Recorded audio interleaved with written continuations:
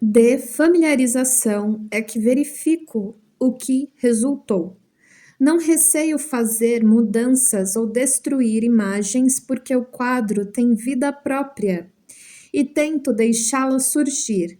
Apenas quando perco contato com o quadro é que o resultado é confuso. De outro modo, a harmonia pura, um cômodo tomar e dar, e o quadro responde bem. Os quadros de Pollock pintados praticamente em estado de inconsciência são carregados de uma veemência emocional sem limites. Na sua falta de estrutura, são quase caóticos. Um ardente fluxo de cores, linhas, planos e pontos podem ser considerados análogos àquilo que os alquimistas chamavam de massa confusa. A primeira matéria ou caos, termos todos que definem a preciosa matéria-prima do processo alquímico, o ponto de partida da busca da essência do ser. Os quadros de Pollock significam nada, que é tudo, isto é, o próprio inconsciente. Parecem vir de uma época anterior ao aparecimento da consciência e do ser, ou parecem ainda evocar fantásticas paisagens de uma época em que a consciência e o ser estariam extintos. Na metade do século XX, a pintura puramente abstrata, sem qualquer disposição regular de formas e cores, tornou-se a forma mais comum de pintura. Quanto mais profunda a dissolução da realidade, mais o quadro perde seu conteúdo simbólico. A razão desse fenômeno está na natureza do símbolo e na sua função. O símbolo é um objeto do mundo conhecido que sugere alguma coisa desconhecida. É o conhecimento expressando vida e sentido do que é inexprimível. Mas nos quadros somente abstratos, o mundo conhecido é completamente afastado. Nada resta que permita lançar uma ponte para o desconhecido. Seguida a imagem de um pintor, o quadro está pregado na parede e ele está com o pincel apontando para o quadro como imagina uma luta de esgrima, ele está todo posturado e olhando onde ele vai pintar. E é um quadro bem abstrato, não tem nem como definir. Do lado, aqueles quadros que eles pintam com o fio de tinta, então pega um pincel bem carregado, ou até o próprio balde de tinta e vai deixando aquele fio que escorre fazer o desenho. Legenda. Os quadros de Jackson Pollock eram pintados em transe, inconscientemente, a exemplo do que acontece com outros artistas modernos, como o francês Georges Mathieu, adepto da pintura de ação. O resultado caótico, mas forte, pode ser comparado com a massa confusa de alquimia e lembra estranhamente formas reveladas nas microfotografias. Abaixo, uma figuração semelhante. Vibrações produzidas pelas ondas do som na glicerina. Aí a imagem, né, da vibração. Como uma referência visual para vocês, imaginem algo queimando. Não tem, a gente não vê aquelas deformações do fogo queimando algo que parecem bolhas, afundos, bem, você vê assim, né, partes mais altas, mais baixas, imaginem algo queimando. É basicamente isso. Por outro lado, essas pinturas revelam um segundo plano inesperado, um sentido oculto. Muitas vezes são imagens mais ou menos exatas da própria natureza e mostram uma impressionante semelhança com a estrutura molecular de seus elementos orgânicos e inorgânicos desta mesma natureza, o que nos deixa perplexos. A abstração pura tornou-se uma imagem da natureza concreta. Mas Jung pode dar-nos, talvez, a chave do problema. As camadas mais profundas da psique, disse ele, perdem sua singularidade individual à medida que mergulham na escuridão. Nos níveis mais baixos, isto é, quando se aproximam dos sistemas funcionais autônomos, tornam-se cada vez mais coletivas, até que se universalizam e desaparecem na materialização do corpo, ou seja, em substâncias químicas. O carbono do corpo é carbono simplesmente. Assim, intrinsecamente, a psique é apenas mundo.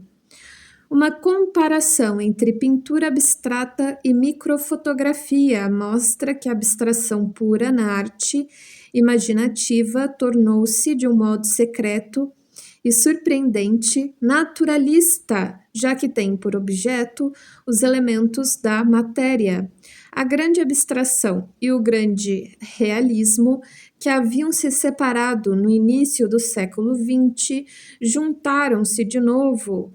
Lembremo-nos das palavras de Kandinsky, abre aspas, os polos abrem dois caminhos que levam, no final, a um único alvo, fecha aspas.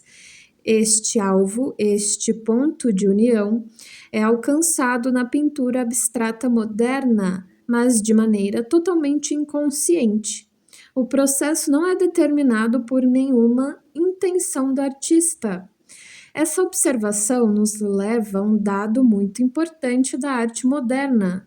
O artista não é, como parece, tão livre na sua criação quanto acredita ser. Se sua obra for realizada de maneira mais ou menos inconsciente, ela será controlada por leis da natureza que, no plano mais profundo, correspondem às leis da psique e vice-versa. Os grandes pioneiros da arte moderna deram a mais clara expressão a seus verdadeiros objetivos e às profundezas de onde nasce o espírito que os marcou com suas impressões. Este ponto é importante, apesar de nem sempre os artistas que os sucederam e que podem não ter percebido tudo isso, terem auscultado as mesmas profundezas. No entanto, Kandinsky ou Klee jamais avaliaram o grave risco psicológico a que se expunham com a sua submersão mística no espírito terrestre e no cerne original da natureza. Agora ele deve ser explicado. Como ponto de partida, podemos abordar outro aspecto da arte abstrata. O escritor alemão Wilhelm Wöhringer a interpretou como a expressão de um mal-estar e de uma angústia metafísica que lhe pareciam mais acentuados entre os povos nórdicos. Como explicou, a realidade lhes é motivo de sofrimento. Não possuem a naturalidade da gente sulina e anseiam por um mundo super-real e super-sensual, a que dão expressão por meio da arte imaginativa ou abstrata. No entanto, como assinala Sir Herbert Rich na sua Uma História da Pintura Moderna, a ansiedade metafísica já não é só germânica ou nórdica. Atualmente é uma característica de todo o mundo moderno. Reed cita Klee, que escrevia em seu diário no início de 1915. Abre aspas, quanto mais horrível se torna o mundo, como nestes nossos dias, mais a arte se torna abstrata. Já um mundo em paz produz uma arte realista, fecha aspas. Para Franz Marc, a abstração oferecia um refúgio contra o mal e a feiura existentes no mundo. Abre aspas. Cedo em minha vida senti que o homem era feio, os animais pareciam mais amáveis e puros. E, no entanto, mesmo entre eles, descobri tanta coisa revoltante e odiosa que minha pintura tornou-se cada vez mais esquemática e abstrata. Muito podemos aprender com um diálogo que ocorreu em 1958 entre o escultor italiano Marino Marini e o escritor Edouard Rodic. O tema dominante de que Marini se ocupara durante anos sob múltiplas formas era a figura de um jovem nu sobre um cavalo. Nas primeiras versões descritas por ele, essa conversa como símbolos de esperança e gratidão, após o término da Segunda Guerra, o cavaleiro monta seu cavalo com os braços estendidos e o corpo levemente inclinado para trás. Com o passar dos anos, o tratamento do tema tornou-se mais abstrato. A forma mais ou menos clássica do cavaleiro foi gradualmente se dissolvendo. Referindo-se ao sentimento que motivou essa transformação, disse Marini, abre aspas, se repararem nas minhas estátuas equestres dos últimos 12 anos, em ordem cronológica, vão verificar que o pânico do animal cresce continuamente, mas que ele fica transido de terror e paralisado em lugar de empinar-se ou disparar. Tudo isso porque acredito que estamos nos aproximando do fim do mundo. Em cada estátua, esforcei-me por exprimir esse medo e esse desespero crescente. Assim, tento simbolizar a última etapa de um mito agonizante, o mito do indivíduo herói vitorioso, do homem virtuoso, do humanismo, fecha aspas. Nos contos de fadas e nos mitos, o herói virtuoso simboliza a consciência. Sua derrota, como diz o próprio Marini, significa a morte do indivíduo, um fenômeno que se manifesta socialmente pela dissolução do indivíduo na massa e artisticamente pelo declínio do elemento humano. Quando Rodic perguntou se Marini estava renunciando aos cânones clássicos para tornar-se abstrato, o pintor respondeu, abre aspas, no momento em que a arte tem de expressar medo, deixa por ela mesma o ideal clássico, fecha aspas.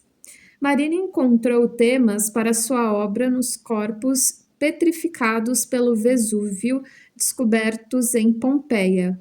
Rodic dominou a arte do escultor, abre aspas, estilo Hiroshima, fecha aspas, pois ela evoca visões do fim do mundo. Marini, aliás, concordou com a classificação. Sentia-se, dizia ele, como se tivesse sido expulso de um paraíso terrestre. Abre aspas. Até recentemente o escultor visava ao rigor das formas e a plenitude sensual. Mas nos últimos 15 anos a escultura prefere formas em desintegração, fecha aspas. O diálogo entre Marini e Rodic explica claramente a transformação da arte sensorial em abstrata para qualquer um que já tenha percorrido atentamente uma exposição de arte moderna. Não importa o quanto o visitante vá apreciar ou admirar suas qualidades convencionais, ele dificilmente poderá deixar de sentir o medo, o desespero, a agressão e a zombaria que soam como um grito lançado de muitas das obras expostas. A inquietude metafísica expressa na angústia desses quadros e esculturas pode ter brotado, como aconteceu com Marini, do desespero de um mundo condenado. Em outros casos, pode ter sido acentuado o fator religioso ante o sentimento de que Deus está morto. Há uma íntima ligação entre os dois motivos. Na raiz dessa angústia interior está a derrota, ou melhor, o recuo da consciência.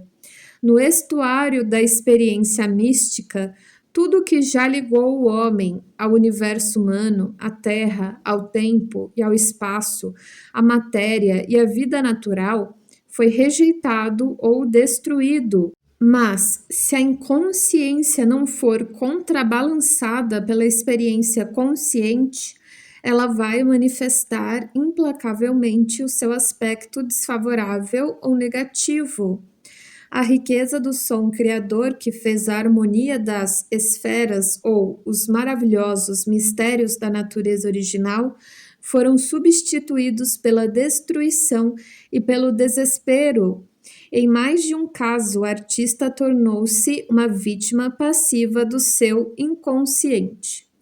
Também na física, o mundo que jaz num segundo plano revelou sua essência paradoxal. As leis dos elementos mais íntimos da natureza, as estruturas e as relações recentes descobertas na sua unidade básica, o átomo, tornaram-se o fundamento científico de armas de destruição sem precedente e abriram caminho para o aniquilamento. O conhecimento máximo e a destruição do mundo são dois aspectos dessa descoberta dos alicerces primordiais da natureza. Jung, tão familiarizado com o perigo da dupla natureza do inconsciente quanto com a importância da consciência humana, só pôde oferecer à humanidade uma arma contra a catástrofe. O apelo à consciência individual, que parece tão simples, no entanto, é extremamente árduo.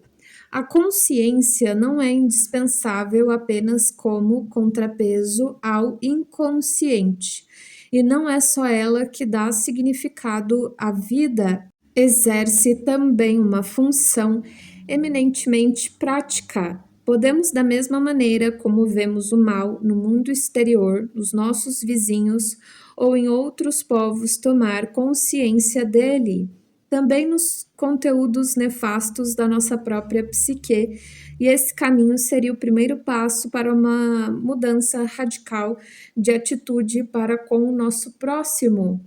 A inveja, a luxúria, a sensualidade, a mentira e todos os outros vícios são o aspecto sombrio e negativo do inconsciente, que se pode manifestar de dois modos. No seu aspecto positivo, aparece como um espírito da natureza, cuja força criadora anima o homem, as coisas e o mundo. É o espírito quitônico, ou terrestre, que tantas vezes mencionamos neste capítulo. No aspecto negativo inconsciente, aquele mesmo espírito manifesta-se como o espírito do mal, como uma propulsão destruidora. Como já observamos, os alquimistas consideram esse espírito o espírito de Mercúrio e chamaram-no muito adequadamente de Mercurius duplex, o Mercúrio de duas caras, dual. Na linguagem religiosa do cristianismo, chamam-no de diabo, mas tão improvável quanto possa parecer, também o diabo tem um aspecto de dualidade. No sentido positivo, aparece como Lúcifer, literalmente aquele que traz a luz. Analisada sob o ângulo dessas dificuldades e paradoxos, a arte moderna, que reconhecemos como um símbolo do espírito terrestre, também tem um aspecto duplo. No sentido positivo, é a expressão de um misticismo da natureza, tão misterioso quanto profundo. No negativo, só pode ser interpretada como a expressão de um espírito mau e destruidor. Os dois aspectos são inseparáveis, pois o paradoxo é uma das qualidades básicas do inconsciente e dos seus conteúdos. Em seguida, a imagem de uma estátua de um homem em cima de um cavalo, e o homem parece estar nu. Ao lado, parece um cavalo apoiado nas patas traseiras e erguido, mas não consigo definir mais. Legenda. Acima, duas esculturas de Marino Marini, respectivamente de 1945 e 1951. Mostram como o tema do cavaleiro sobre o cavalo passou de uma expressão de tranquilidade para uma de medo torturante e desespero, enquanto as esculturas foram se tornando cada vez mais abstratas. As obras mais recentes de Marini foram influenciadas pelo aspecto igualmente tocado de pânico de corpos petrificados encontrados em Pompeia. E aí, realmente, abaixo a imagem dos corpos petrificados em Pompeia. A maioria deitado no chão, uns parecendo se arrastar, os outros completamente caídos. Para evitar qualquer mal-entendido, deve ser mais uma vez assinalado que as considerações aqui feitas nada têm a ver com os valores artísticos e estéticos das obras, dizendo respeito apenas à interpretação da arte moderna como símbolo de nossa época. Subtítulo: A união dos contrários. Há mais um ponto que devemos abordar. O espírito de uma época está em movimento incessante. É como um rio que corre de maneira invisível, mas constante. E dado o ritmo de vida do nosso século, até mesmo o espaço de 10 anos é um tempo bastante longo. Mais ou menos na metade do século XX começou a manifestar-se uma mudança na pintura. Nada de revolucionário, nada comparável à transformação de 1910 que reconstruiu a arte sobre novas bases. Mas certos grupos de artistas formularam seus objetivos em termos ainda não conhecidos, e essa transformação prossegue dentro das fronteiras da pintura abstrata. A representação da realidade concreta, advinda da necessidade elementar que o ser humano tem de agarrar o momento que passa ainda em pleno voo, tornou-se uma arte verdadeiramente concreta e sensorial, graças à fotografia, tal como é praticada na França por Henri Cartier-Bresson. Na Suíça, por Ernest Bischoff, não sei, e outros. Podemos assim compreender que os artistas continuam no rumo de uma arte interior imaginativa. Para muitos artistas jovens, no entanto, a arte abstrata, como foi praticada durante anos, não oferece mais aventura e nenhuma possibilidade original de conquista. Buscando o novo, encontraram-no no que lhes estava mais próximo e que fora perdido, na natureza e no homem. Não estavam nem estão preocupados em reproduzir a natureza, mas sim em expressar a sua experiência emocional particular nesse reencontro. O pintor francês Alfred Manessier definiu os objetivos da sua arte nas seguintes palavras, abre aspas, o que temos de reconquistar é o peso da realidade perdida. Precisamos fazer para nós mesmos um novo coração, um novo espírito, uma nova alma. Na medida exata do homem, a verdadeira realidade do pintor não está nem na abstração nem no realismo, mas na recuperação do seu peso como ser humano. Atualmente, a arte não figurativa parece-me oferecer ao pintor a única oportunidade de abordar sua realidade interior e de tomar consciência do seu eu essencial ou mesmo do seu ser. Só reconquistando essa posição, creio eu, é que o pintor será capaz, em tempos vindouros, de voltar lentamente a ele mesmo, de redescobrir seu próprio peso e de fortalecê-lo de tal maneira que possa chegar a alcançar a realidade exterior do mundo. Fecha aspas. Jean Bazzani se exprime de maneira análoga, abre aspas. É uma grande tentação para o pintor de hoje pintar o próprio ritmo do seu sentimento, o pulsar mais secreto do seu coração, em lugar de incorporá-lo a uma forma concreta.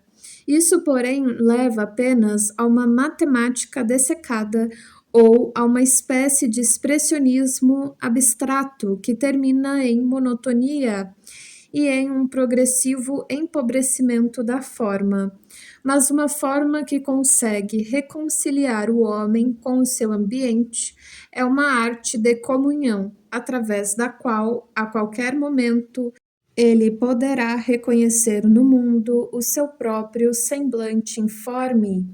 Em seguida, a imagem de um lugar oriental, aquele murinho baixo, aquela portinha baixa com bem, sabe, o portalzinho, me lembra japonês, assim, mas não sei. E aí tem duas pessoas andando na neve com uma espécie de kimono, num lugar bem arbóreo, e elas estão com um guarda-chuva. Legenda: no século XX, a representação da atualidade, outrora domínio do pintor e do escultor, foi assumida pelo fotógrafo cuja câmera não só documenta, como qualquer quadro paisagístico dos séculos anteriores, como também expressa sua experiência emocional em relação a qualquer assunto. Uma cena japonesa fotografada por Werner Bischoff. O que na verdade interessa aos artistas de hoje é a união consciente da sua realidade interior com a realidade do mundo ou da natureza, ou em última instância, uma nova união de corpo e alma, de matéria e espírito. É a sua maneira de reconquistar seu peso como ser humano. Só agora é que a enorme fenda existente na arte moderna entre a grande abstração e a grande realidade está sendo conscientizada e a caminho de encontrar a sua cicatrização. Para o espectador, isso torna evidente, em primeiro lugar, pela mudança de atmosfera nas obras destes artistas, dos quadros de pintores como Alfred Manessier ou o belga Gustav Singer, a despeito de toda a abstração, irradiam uma nova crença no mundo e, a despeito de toda a intensidade emocional, uma harmonia de formas e cores que muitas vezes alcança a serenidade. As famosas tapeçarias de Jean Lursat, da década de 1950, estão impregnadas de toda a exuberância da natureza. Sua arte pode ser chamada ao mesmo tempo de sensorial e imaginativa. Encontramos também uma serena harmonia de formas e cores na obra de Paul Klee. Essa harmonia é o que ele sempre buscara. Acima de tudo, Klee tomou consciência da necessidade de não negar o mal.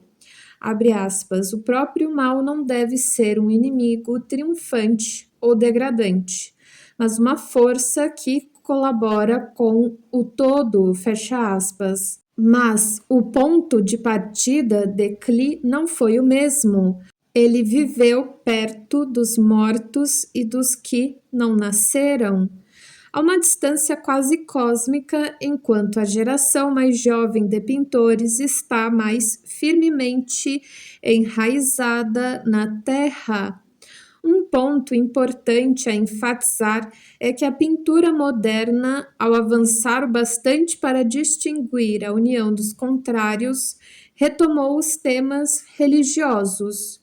O vazio metafísico parece ter sido vencido, e aconteceu o absolutamente inesperado. A Igreja tornou-se freguesa da arte moderna. Basta mencionar aqui a Igreja de Todos os Santos, em Basileia, com vitrais de Alfred Menaisser. A Igreja de Assy, com um grande número de quadros modernos, e a de Audincourt, com obras de Jean Bazaine e de Fernand Léger. A abertura da Igreja à arte moderna significa mais que um ato de tolerância de seus patronos.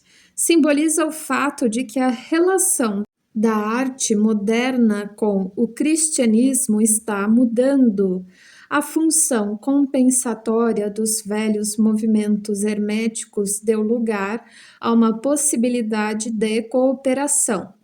Quando discutimos os seus símbolos animais de Cristo, assinalamos que o espírito luminoso e o citônico se pertenciam mutuamente. Parece que chegou o momento de se alcançar uma nova etapa na solução desse problema milenar. Não sabemos o que nos reserva o futuro, se a aproximação dos contrários dará resultados positivos ou se vai levar ainda a maiores e inimagináveis catástrofes.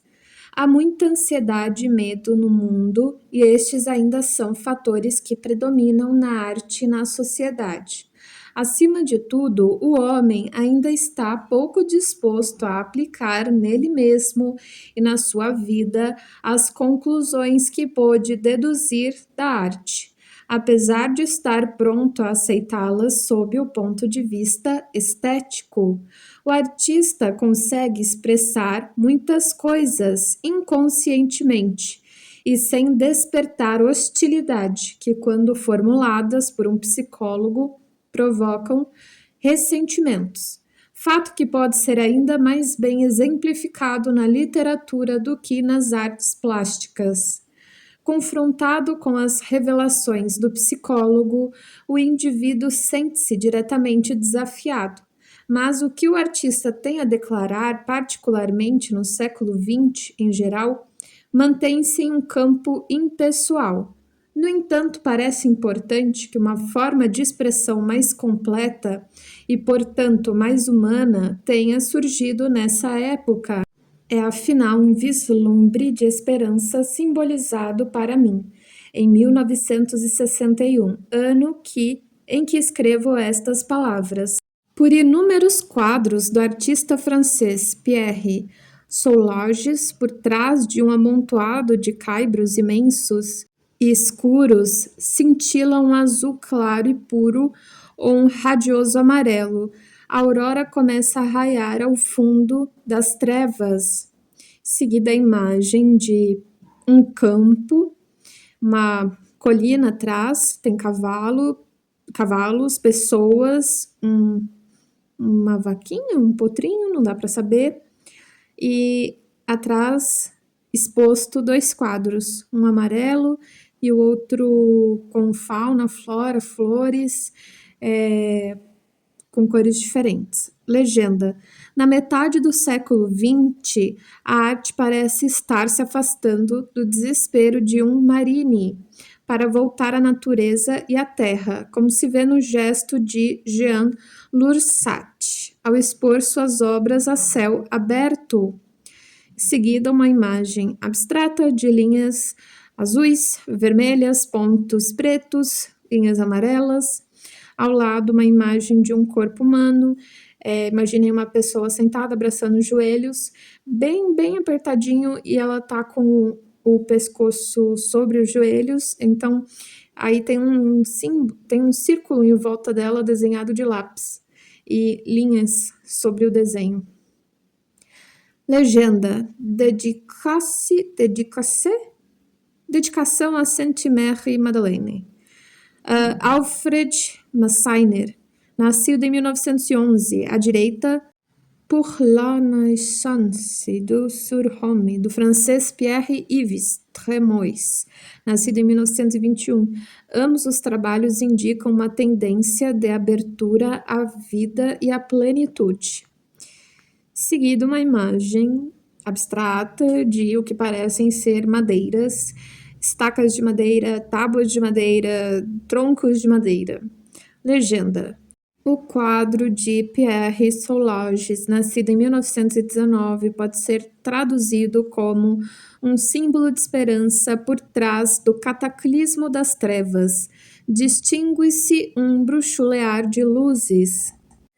Vamos para o próximo capítulo. Esse não é um subtítulo, é um novo capítulo, capítulo 5. Símbolos em uma análise individual. Yolande Jacobi. Tem uma gravura do século XVII, o Palácio dos Sonhos. É um lugar muito bonito. Tem aqueles pilares meio gregos. anjos desenhados, anjos pelados, anjos vestidos, com roupas, desde mantos até vestidos, tem animais, e tem aquelas partes de cima daquelas abóbadas, bem da Inglaterra mesmo, assim, né? De vidro. E é isso. Subtítulo: o começo da análise. Existe uma crença muito difundida de que os métodos da psicologia junguiana só se aplicam a pessoas de meia idade. Na verdade, muitos homens e mulheres alcançam a meia idade sem a correspondente maturidade psicológica, sendo, portanto, necessário ajudá-los a reparar as fases negligenciadas do seu desenvolvimento. São pessoas que não terminaram a primeira parte do processo de individuação descrito pela doutora M.L. von Franz. Mas é certo também que um jovem pode enfrentar sérios problemas no curso do seu crescimento. Se tem medo da vida e encontra dificuldades para ajustar-se à realidade, pode preferir viver dentro das suas fantasias ou conservar-se criança. Nesse tipo de jovem, sobretudo no introvertido, vamos descobrir por vezes no seu inconsciente insuspeitados tesouros e, trazendo-os à consciência, podemos fortalecer-lhe o ego e dar-lhe a energia psíquica necessária para tornar-se uma pessoa amadurecida. É essa poderosa função do simbolismo de nossos sonhos. Os outros autores deste livro descreveram a natureza desses símbolos e o papel que representam na natureza psicológica do homem. Quero mostrar como a análise pode favorecer o processo de individuação, relatando o caso de um jovem engenheiro de 25 anos, que chamarei de Henry. Henry nasceu num distrito rural do leste da Suíça. Seu pai, de família camponesa protestante, era clínico geral. Henry o descreveu como um homem de elevados padrões morais, mas alguém muito recolhido dentro de si mesmo e com dificuldades para relacionar-se com outras pessoas. Era melhor pai para seus pacientes do que para seus filhos. Em casa, a personalidade dominante era a da mãe de Henry. Abre aspas. Fomos criados pela vigorosa mão de nossa mãe, fecha aspas, disse ele uma vez. Ela pertencia a uma família de boa formação intelectual, gente que se interessava também por arte. Possuía, a despeito de sua severidade, um largo horizonte espiritual. Era impulsiva e romântica, amava a Itália. Apesar de ser católica de nascimento, os filhos foram educados na religião protestante do pai. Henry também tinha uma irmã mais velha com quem se dava muito bem.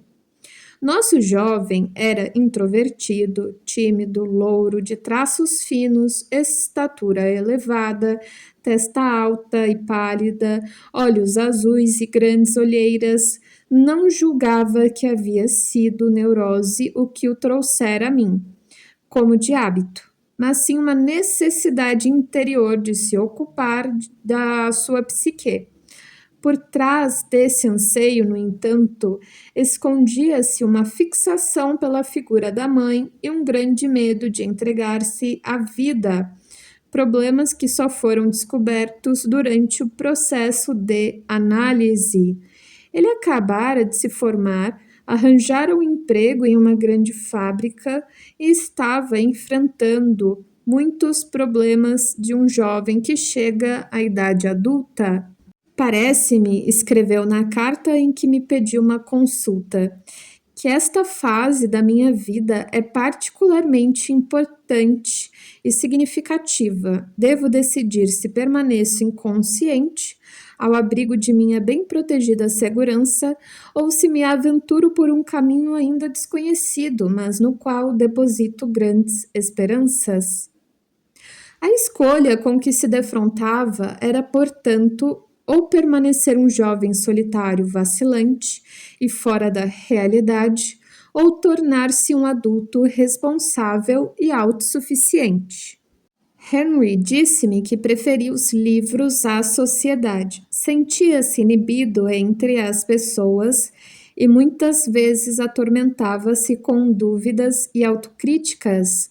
Era bastante culto para sua idade e tinha uma inclinação para o intelectualismo estético. Depois de uma fase de ateísmo, tornara-se protestante convicto e adotara, por fim, uma atitude religiosa absolutamente neutra.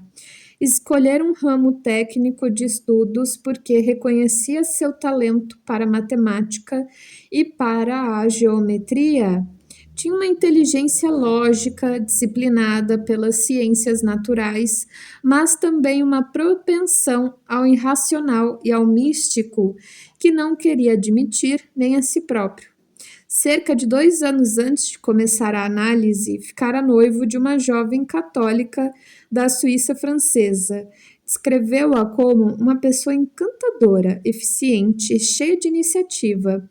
No entanto, perguntava-se se deveria assumir as responsabilidades de um casamento. Como convivia há pouco com moças, julgava melhor esperar ou mesmo continuar solteiro, dedicando-se a uma vida de estudos. Suas dúvidas eram suficientemente fortes para impedi-lo de tomar uma decisão. Precisava dar mais alguns passos em direção à maturidade antes de se sentir seguro. Apesar das características de seus pais estarem bastante combinadas em Henry, ele era acentuadamente ligado à mãe. Conscientemente identificava-se com aquela mãe real, com o seu lado claro, que representava para ele um conjunto de ideias elevados e ambições intelectuais, mas inconscientemente estava sob o poder dos aspectos tenebrosos da fixação materna. Seu inconsciente sufocava-lhe o ego de maneira asfixiante. Todo o seu raciocínio bem delineado e seus esforços para encontrar um ponto de vista firme no plano racional não passavam de puro exercício intelectual. Em seguida, temos 2 imagens. Uma parece uma fotografia e a outra um desenho. A fotografia parece um lugar de nobres, vamos ver na legenda. À esquerda, o palácio e monastério do Escorial, na Espanha. É um lugar realmente bonito, tem um lago na frente, num quadrado, diversas janelas, passagens, arcos para passagens, e a parte de cima tem as pontas que lembra realmente um lugar mais religioso, né? Mais católico, mais romano, assim, né? Construído em 1563 por Felipe II, sua estrutura de fortaleza simboliza o afastamento do introvertido do mundo. À direita, um desenho feito por Henry do estábulo que construiu quando criança com ameias de fortaleza. E é uma casinha bem simples, contornada por um jardizinho, e parece que tem umas grades de madeira em volta.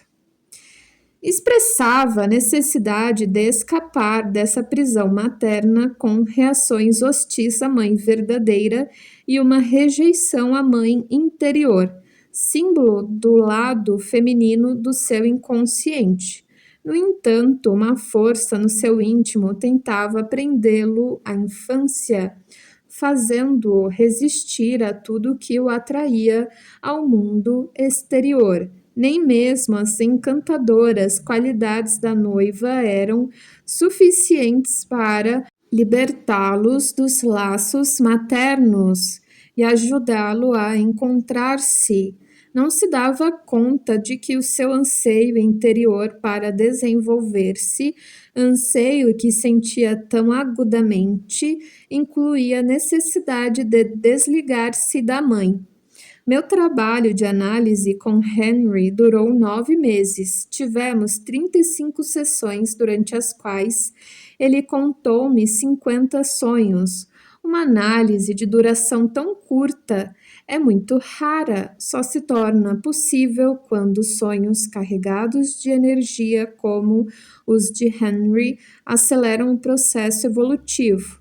Naturalmente, do ponto de vista junguiano, não há uma regra geral do tempo necessário para o sucesso da análise. Tudo depende da capacidade do indivíduo de tomar consciência das ocorrências interiores e do material apresentado pelo seu inconsciente. Como a maioria dos introvertidos, Henry levava uma vida exterior bastante monótona. Durante o dia era completamente absorvido pelo trabalho.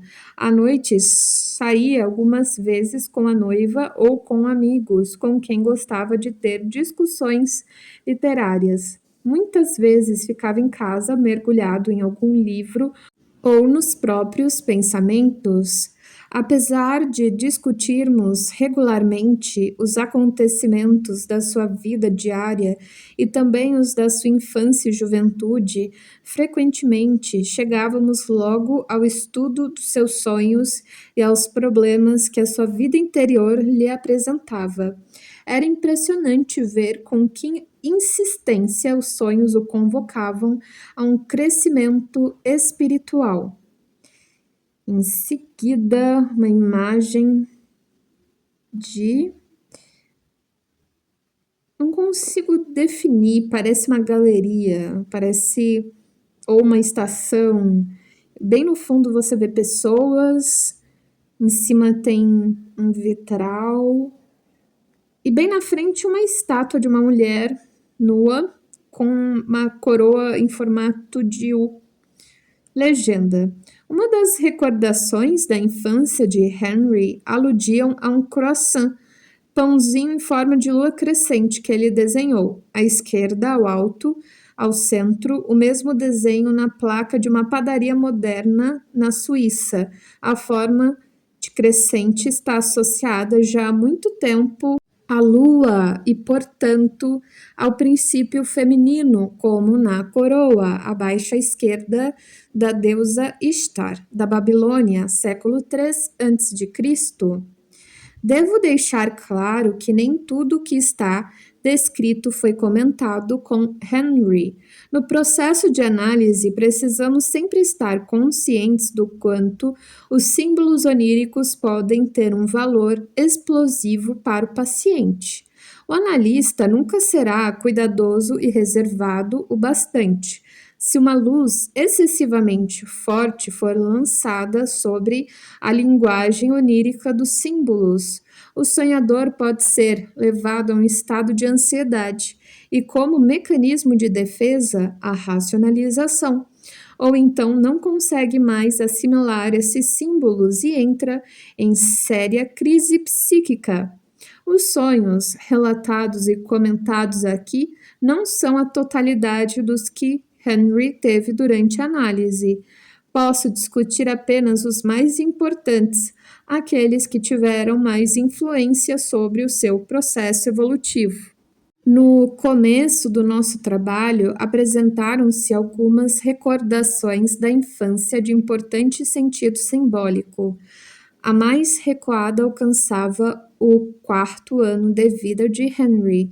Disse-me ele, abre aspas, uma manhã fui com minha mãe à padaria e lá ganhei da mulher do padeiro um croissant. Não comi, mas segurei-o orgulhosamente. Só minha mãe e a padeira estavam presentes. Assim, era eu o único homem, fecha aspas. O nome popular dado a esses pães é dente de lua, e essa alusão simbólica à lua acentua o poder dominante feminino, um poder ao qual o pequeno menino pode ter se sentido exposto e ao qual, como único homem, estava orgulhoso de enfrentar. Outra lembrança de sua infância datava dos seus 5 anos. Dizia respeito à irmã que chegara de exames na escola e o encontrara construindo um estábulo de brinquedo. Utilizava blocos de madeira arrumados na forma de um quadrado, rodeado de uma espécie de cerca que lembrava as ameias de um castelo. Henry estava contente com a sua obra e disse brincando à irmã, abre aspas, você começou a ir à escola e já está de férias, fecha aspas. A menina respondeu-lhe que, enquanto isso, ele passava o ano inteiro de férias, o que o aborreceu tremendamente. Magoou-se ao ver que seu trabalho não fora levado a sério. Anos mais tarde, Henry ainda não esquecera a mágoa pungente e o sentimento de injustiça que lhe causara ver sua construção rejeitada. Os problemas posteriores que encontrou para afirmar a sua masculinidade e o conflito entre valores racionais e fantasia já são perceptíveis nesse primeiro incidente, e são os mesmos problemas que aparecem nas imagens do seu primeiro sonho. Subtítulo: O primeiro sonho. No dia seguinte à primeira consulta que me fez, Henry teve o seguinte sonho. Abre aspas. Eu fazia uma excursão com um grupo de pessoas desconhecidas. Íamos a Zinaurotorn. Saíramos de Samaden. Andamos apenas durante 1 hora, porque deveríamos acampar e organizar uma representação teatral. Eu não tinha nenhum papel na peça. Lembro-me particularmente de uma atriz, uma jovem que interpretava um personagem patético e que usava um longo vestido esvoaçante. Era meio-dia e eu desejava prosseguir em direção ao desfiladeiro. Como todos os outros preferiram ficar, caminhei sozinho, deixando meu equipamento de excursão. No entanto, encontrei-me de novo no vale e perdi completamente o rumo. Queria voltar ao meu grupo, mas não sabia por qual lado da montanha deveria subir. Hesitava em perguntar, por fim uma velha me indicou o caminho. Escalei por um ponto diferente do que o nosso grupo usara pela manhã. A uma determinada altura deveria virar à direita e seguir a encosta da montanha para reencontrar meus camaradas. Subi ao longo de uma estrada de ferro de cremalheira, pelo lado direito. À minha esquerda passavam incessantemente pequenos carros, cada um deles com um homenzinho todo inchado e vestindo um terno azul. Dizia-se que estavam mortos. Eu estava com medo que viessem carros por trás de mim e olhava constantemente para trás, para não ser atropelado. Mas minha angústia não tinha fundamento. No lugar em que eu deveria virar à direita, havia pessoas à minha espera. Levaram-me a um albergue. Caiu uma chuvarada. Lamentei por não ter trazido meu equipamento, minha mochila e minha motocicleta, mas disseram-me que só fosse buscá-lo na manhã seguinte. Aceitei o conselho. Fecha aspas. O Dr. Jung dava grande importância ao primeiro sonho em uma análise, pois, no seu entender, ele tinha muitas vezes um valor de antecipação. A decisão de ir a um analista está sempre acompanhada de uma convulsão emocional que perturba as camadas psíquicas mais profundas de onde surgem os símbolos arquetípicos.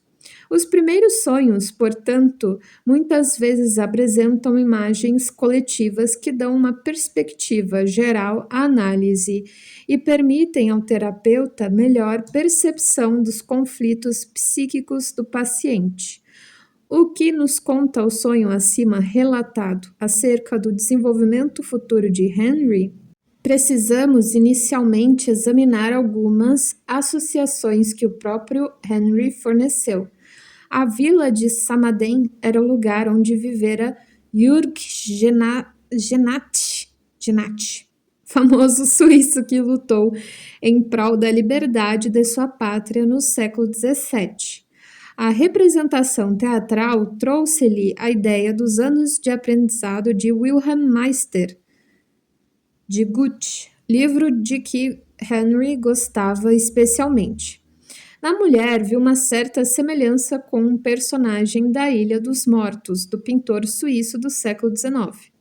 Arnold Böcklin, a sábia velha, como ele dizia, parecia estar associada, por um lado, ao seu analista e, por outro, à empregada diarista da peça de J.B. Priestley. They came to a city. Chegaram a uma cidade. A estrada de ferro de cremalheira lembrou-lhe o estábulo com as ameias que construíra quando criança. O sonho descreve uma excursão estabelecendo uma impressionante analogia à decisão de Henry de fazer análise. O processo de individuação é, muitas vezes, simbolizado por uma viagem de descobrimento a terras desconhecidas. Ocorre uma viagem assim em O Peregrino, de John Bunyan, e na Divina Comédia, de Dante. O viajante, no poema de Dante, buscando um caminho, chega a uma montanha que decide escalar. Mas devido a 3 estranhos animais, um motivo que também aparece em um dos últimos sonhos de Henry, é obrigado a descer até o vale e mesmo ao inferno. Mais adiante sobe novamente ao purgatório e alcança, afinal, o paraíso. Dessa analogia, pode-se deduzir que Henry também poderá atravessar um período semelhante de desorientação e busca solitária. A primeira parte dessa jornada existencial, representada na escala da montanha, simboliza uma ascensão do inconsciente até um ponto de vista mais elevado do ego, isto é, até uma maior conscientização. Samaden é um ponto de partida da excursão. Foi a vila onde Genatche, encarnando a necessidade de liberdade no inconsciente de Henry, começou sua campanha para libertar a região de Veltlin dos franceses. Genatche possuía outras características comuns a Henry. Era um protestante que se apaixonara por uma jovem católica e, tal como Henry, cuja análise deveria libertá-lo da fixação materna e do medo da vida, Genatche também lutava por uma libertação. Podia-se interpretar isso como um sinal favorável para Henry na sua luta pela liberdade. O objetivo da excursão era Zinaurotorn, uma montanha na Suíça Ocidental que ele não conhecia. A palavra Rot, R-O-T, vermelho, contida em Zinaurotron, toca diretamente no problema emocional de Henry. O vermelho simboliza usualmente sentimento ou paixão. Aqui indica o valor da função do sentimento, insuficientemente desenvolvido em Henry, e a palavra Horn, H-O-R-N, chifre, lembra o croissant da padaria da sua infância. Depois de uma curta caminhada, o grupo faz uma parada e Henry pode voltar.